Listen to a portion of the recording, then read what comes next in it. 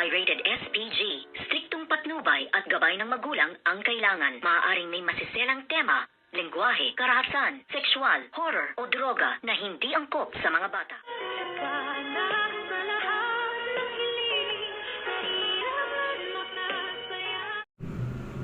Good morning and welcome sa aking munting channel. Tuluyan lang ang pinasok nito ngang demonyitang si Moira ang kwarto nga na kung saan nga ay nakakonfine itong si Dr. Carlos Benitez at ang plano niya ngang pagpatay dito kay Doc Carlos. Bakit ganon, Direk?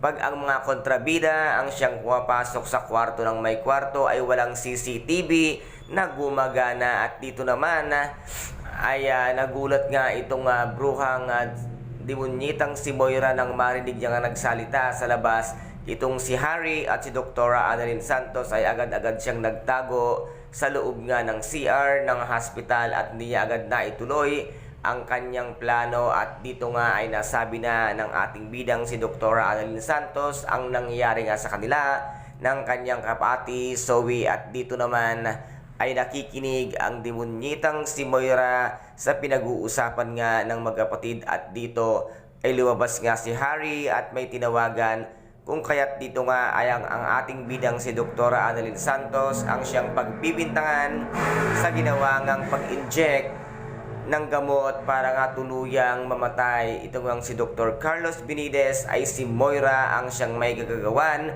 at dito nga ay masasabi na naman ni Zoe na talagang si Doc Annalyn ang siyang pumatay kay Doc Carlos. Tuluyan kayang mawala ang masamang damong katulad ni Dr. Carlos Benitez, at sana ay lumabas din ang katotohanan. Si demonyitang Moira ang siyang gumawa ng lahat, at sana lumabas na rin ang tunay na si Morgana Go Simnushi para mabunyag na ang katotohanan at kabulastugan sa pagkatao nga ng demonyitang si Moira na siya rin talaga ang mamamatay tao, at parehas na parehas lang ang tatay at nanay nga nito nga bruhang si Zoe na ngayon nga ay siyang matatawag na Princess Demon dahil nga ang tatay at nanay niya ay parehas na masamang tao at mamamatay tao. Kaya guys, ito po ang ating pakaabangan dito nga sa abot kamay na pangarap, kung makakaligtas ba